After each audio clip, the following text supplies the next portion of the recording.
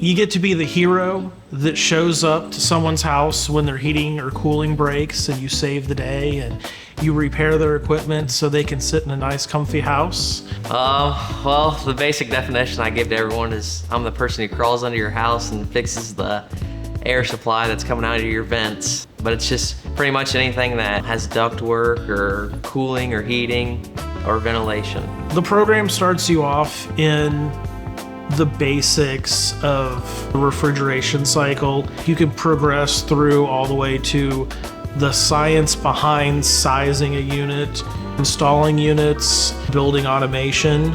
I've always been doing hands-on things. It's what I'm good at. That's what I enjoy. I can be hands-on. I can be where I thrive. And that's kind of where this kind of all started.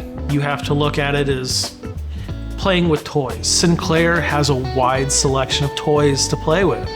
And it's fun to come and play with the equipment.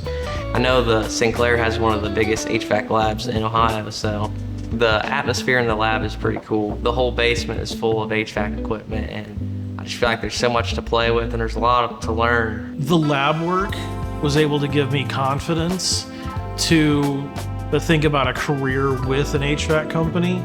Definitely a level of troubleshooting and problem solving. I think that's kind of what makes it enjoyable, trying to figure out what's going on. The HVAC troubleshooting class with D. Dawson, that's the class where you get to tear a lot of stuff apart and put it back together, and that's the point in the program where I thought I learned the most. D would, we would tear apart units and he would maybe unplug something, and then we'd have to figure out what was wrong with it, and he would walk us through the steps of how to do it. And after about the third time of him taking out the same part and trying to figure out what was wrong with it, it really clicks. So the labs are to go from never doing it before to taking that first step to understanding what you're doing.